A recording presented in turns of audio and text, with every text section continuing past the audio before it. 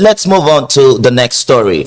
Cracks are emerging within the African Democratic Congress ADC over the presidential ambition of former Anambra State Governor Peter Obi. Findings indicate that the tension stems from the insistence of Obi supporters, popularly known as Obidients, that he must secure the party's presidential ticket or risk their exit.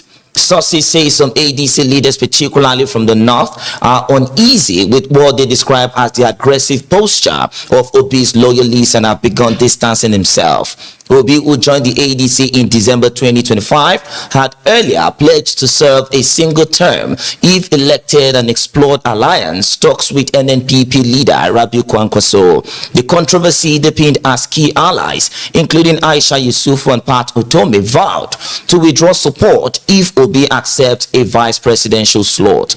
Party leaders fear the growing rift between Obi and Atiku Abubakar's camp could undermine opposition unity ahead of 2027, despite ADC's repeated calls for inclusiveness.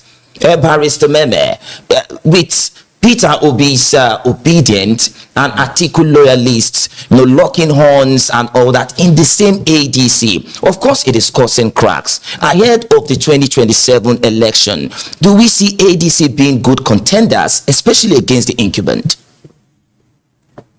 Like I would always say, I would not die in their war. Nobody promised anyone that is going to be a president. Like I said, even the current president must work hard, to retain his position as a president. So, whatever that happens, Peter Obi is not someone who will have the capacity or who enjoys building political structure or political party.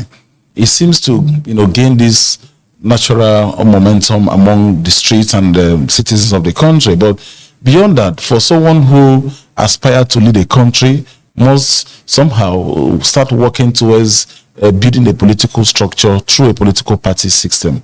Because in the long run, you must slot it out at the party primaries.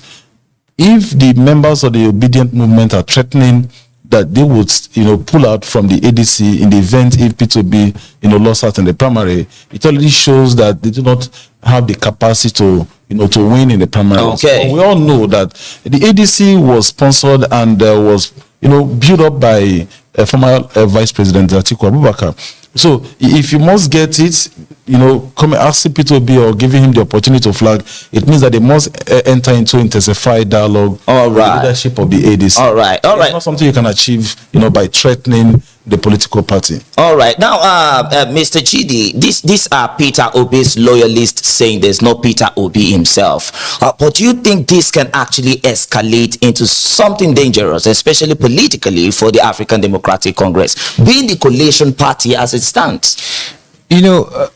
There's this game you don't understand. Well, maybe some of us that is playing out in the ADC. And which is, the APC thinks that they are smart. What happened in the last election. So you keep seeing dramas like this, artificial dramas, because that's what APC wants. Because if APC does not see this kind of drama, they will keep sponsoring people to cause dramas that even ADC cannot control. So you are saying APC is influencing what's happening? No. I'm saying it is the doings of the ADC.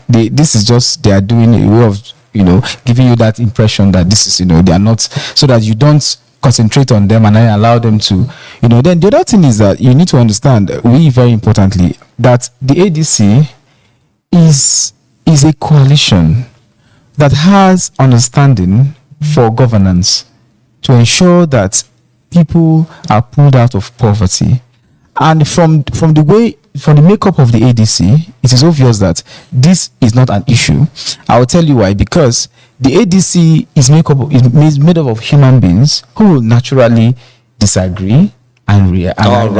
Because in this country, everybody is feeling the heat of the economic quagmire currently. So I think it's just going to be like that. Yeah. All right. Thank you very much, Mr. Chidi.